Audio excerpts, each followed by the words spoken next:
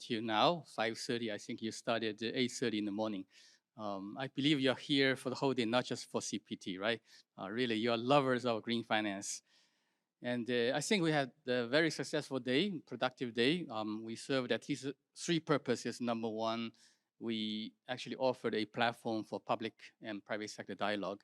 We had Paul Chen talking to us this morning, regulators such as Julian and Eddie, and so on. In fact, Paul Chen came to our meeting 5 years in a row. That's a demonstration of how government is trusting us to be a bridge with the private sector. And secondly, I think it's a platform for knowledge sharing, capacity building. I heard one session which was really disseminating the acronyms, right?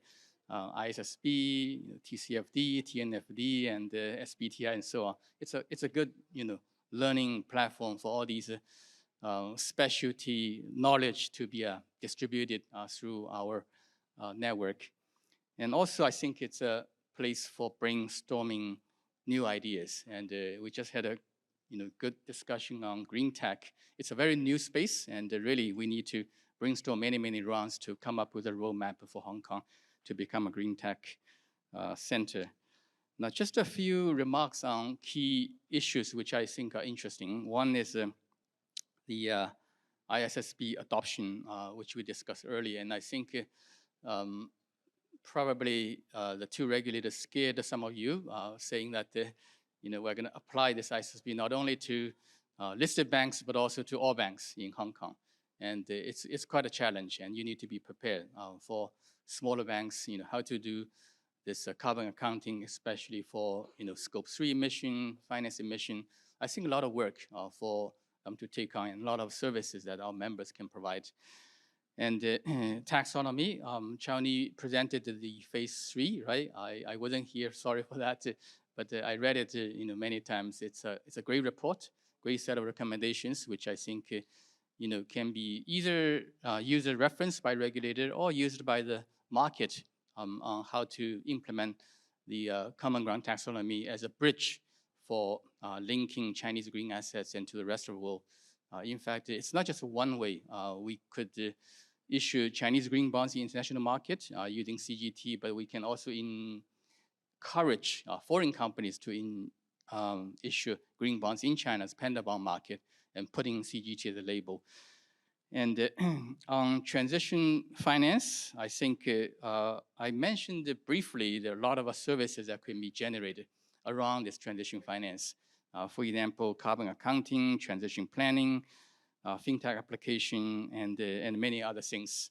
The scope is that we are starting with 1% of the green finance being transition finance. That's what I heard this morning, right? Someone saying 0.5%.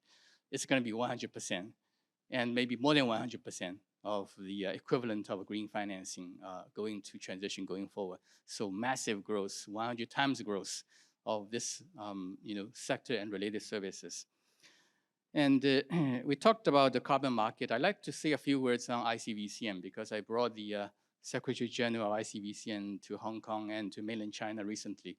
In mainland China, the team met the regulator, namely the Environmental Ministry and the Green Exchange in Beijing, which operates a CCR, and also the designer of the Chinese voluntary carbon market. I think very, very productive conversation, which may lead to some sort of a connectivity between Chinese CCER market and rest of the world. And I think Hong Kong can play a role in building this connectivity.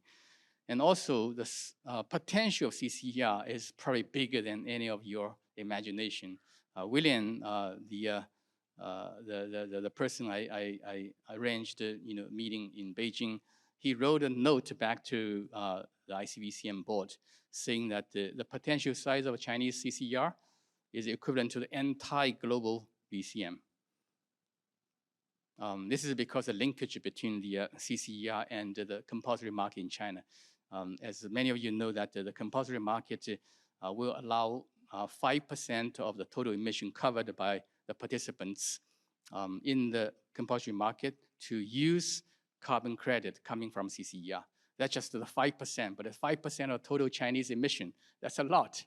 And it's a many multiples of any other emerging voluntary carbon market that we're seeing. So accessing this market, CCER, is hugely important for the industry. And just a few words on the linkage that we have with the mainland and also with the GBA. The mainland had developed a new pilot program, which is called Climate Finance Pilot Program, 气候投融资 in Chinese. And this pilot program now involves 23 cities, which I think was mentioned by the Shenzhen Green Finance Committee person. And this is a good opportunity because many of these 23 cities are seeking advice on how to do decarbonization planning, how to arrange green financing, how to launch new projects, how to raise money, and and many of these things. So given that the border is open and the GFA has a lot of experts in all these aspects, I think we can connect to these 23 cities with more services delivered to them. And also on GBA itself, we had a GBA GFA annual meeting just a little more than a month ago. So I handed over my chairmanship to Mr. Ye, right, in Macau. And but I agreed to continue to help the GBA GFA to operate with bigger scale and more influence. And I think they are going to do a meeting in COP in Dubai. So be prepared to receive some invitation.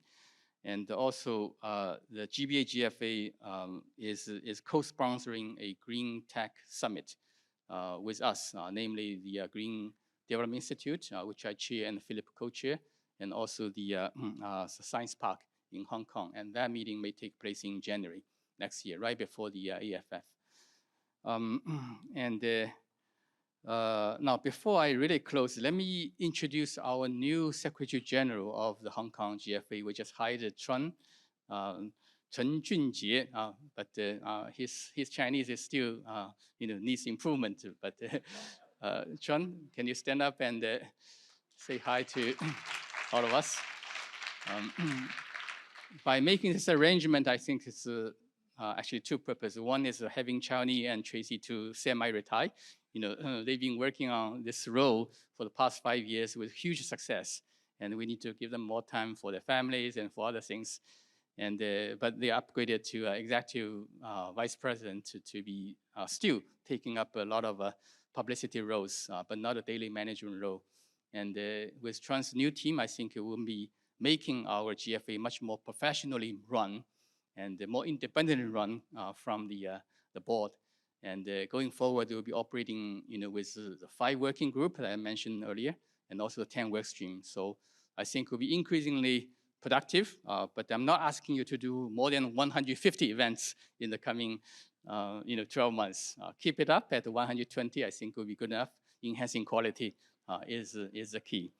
So once again, let me thank all of you for, being with us for the whole day and support our GFA work for the past many years.